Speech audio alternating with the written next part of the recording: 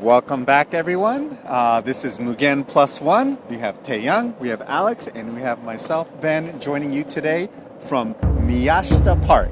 If you don't know what Miyashita Park is, we just posted a video explaining where we are and what an amazing place this is. But today, as promised, we want to teach you how you can hang out here whenever you want by landing a job in Japan. So first and foremost, I wanted to cover maybe like broad topics, right? Like in general, how do people come here, find work, and just get their foot in the door on finding a job in Japan? And so, of course, most people, the general population who doesn't live in Japan, can't speak any Japanese. Are there any opportunities to be able to come here and work with just being able to speak English or some other language? And so I want to just kind of share that a very, very popular way to just get your foot in the door and easily, get that working visa to come into Japan first. A lot of people go for teaching positions. Japanese people here really want their kids to learn English. And so there's a lot of open teaching positions here. And those teaching positions require you to speak absolutely no Japanese whatsoever. Not to mention the government support you get from the U.S. government and other governments around the world that have partnership with Japan, right, to make it easy for foreigners to come here to teach English. Exactly. Very easy to do it. Get the working visa. But not only that, there's a lot of extra tax benefits that you get from doing that position as well. And so definitely a great way to come in. I know a lot of friends who came into Japan that way. To just get started for the first couple of years. But the teaching position only lasts for, a couple of years. And on top of that, it's probably not, maybe for some of you, not like your long-term goal, right? Like not what you want to do like long-term. And so you need to move into some other industry. So there's a couple of things here that most people do after their teaching gig is up. But another common thing that people move to after teaching is going into recruiting. And so there's actually a huge need in Japan for English-speaking people to work. Because, same as education, but working as well, same requirements. And so they need these recruiters that can speak English and be able to recruit people who will be able to speak English. And so that's a very common thing for people to jump into after their teaching career and they move into recruiting. Another thing that I've heard from some acquaintances is, they started teaching, but that's not really what they want to do full time. They want to do like something else, whatever it is. Teaching was the appetizer. Exactly, the appetizer, but they really want to go for the main course there. And so what they'll do is have a side gig or they'll do a side job at the same time as teaching. Hard to pull off because, teaching is very, very... takes a lot of work and effort, but still, I know a few people who've tried to set up a side business or get into a certain industry or field through like a side gig while teaching, maybe even become a YouTuber, you never know, you can do whatever you want, but that's another way to kind of pull it off. No shortage of nice backgrounds for you to shoot in. Exactly, as we will show you over the course of this channel. And then from there, so this is basically the easy way to do it. Like you don't need any experience, you don't need any industry knowledge. Like this is something anybody can do as long as you're willing to work hard and make the jump and come to Japan. And I think it's a good way to even see if it's a good fit. Alex, I think you were mentioning that, but who knows? Maybe you won't like living here. You don't know if it's really a good fit for you. This is a great way with low risk to come out, right? Low commitment. Yeah. To come out and give it a shot and see what it's like living here for the first couple of years. Okay, so now I want to move on to maybe a little bit more of a complex way of coming here, which requires a little bit of experience and industry knowledge, but that's landing a job that doesn't require any Japanese. And so from my experience and what I've seen, there's basically two job types that fit into this category. There's software engineering, which we have first-hand experience with right here.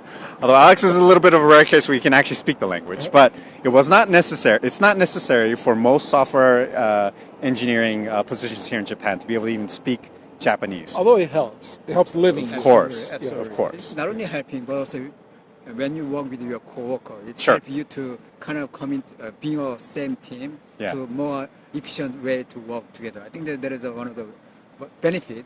But still, even without your language skill, you can work. I Yeah. think there is a absolute. I think what's really great about that is you can land the job and start working, and there's no better way to learn Japanese than immersion.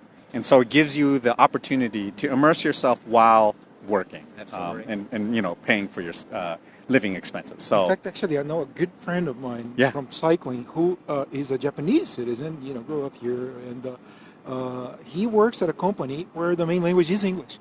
So Yeah. it's There become you very go. normal, the That's other what way it is. around. Yeah. Yeah. That's the great thing about software engineering, right? I mean, of course, language is important, but the majority of your role, as long as you can type on that computer and you can code, you can speak as long as you can speak computer In English. and English, yes, yes, you can get by. So that is definitely one type of position that you can go for here. Another one is IT. So IT, every company needs an IT department. Everyone needs their own internal work environment. They need emails, they need calendars, they need conferencing tools like video conferencing or chat. Everybody needs this IT infrastructure to get work done. And the thing about IT tools is they're mostly sourced from overseas. Microsoft, Google, Salesforce, all of these tools are developed overseas, and they're brought into Japan to get your work done. And so there's a lot of need to be able to read all that documentation, be able to deploy all those solutions, and that requires good English. You don't necessarily need to communicate any of those tools to the workforce. You just have to be able to develop and implement those tools and get it ready. And so that's another type of position where you don't necessarily need perfect Japanese. But Taeyang, to your point, and Alex, to your point, it's better to have it on your resume that you know some Japanese.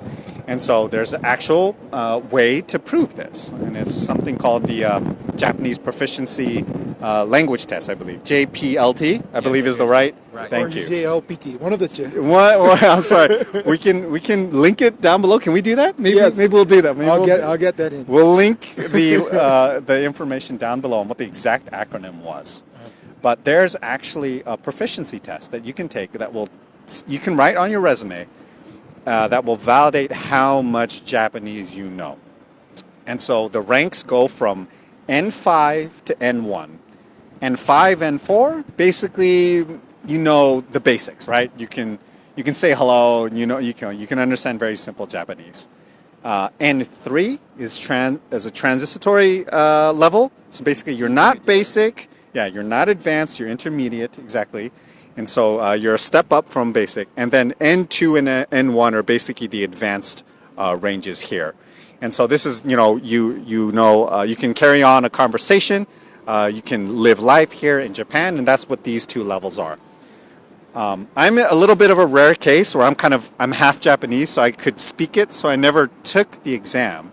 But good news for you, we have two people here who actually went through the exams themselves. So I'd love to ask both of you what your experiences were with taking those exams and how much it helped you kind of prepare you for working in Japan. So maybe let's start with you, Alex. But can you tell us a little bit about your experience with taking the proficiency test?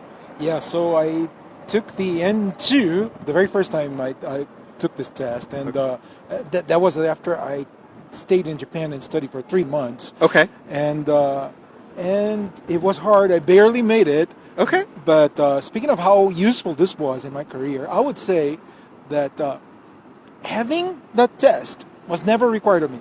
Okay. As long as I could speak, pass the interviews, I could even land a job that required Japanese skills. However, the studying for the test, in my opinion, was good. All the words I memorized while Yeah. I was studying for the test, Sure. right? And the vocabulary is given. There's like a wide database of all the words that come into the test, and it's easy to study for. Well, Right. it takes a lot of memorization work, but Sure. it's easy to know what to study. Yeah. That preparation helped me even today. And I'm curious, you said you total immersion, came to Japan, you studied straight for 3 months. How much Japanese did you know before you did that?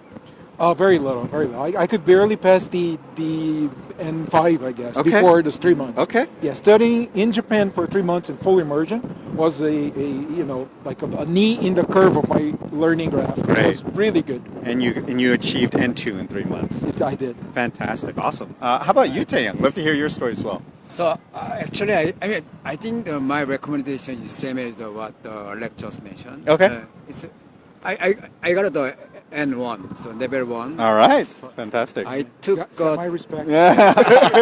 I took a test after 2 years when I came to Japan. Right. Then I did myself. I never go to any language school. I just did my book, bought a book and study by myself. Okay. Good thing is I was also working at the time in already company. My co-worker is a lot of Japanese, so I speak kind of catching up through that. Okay.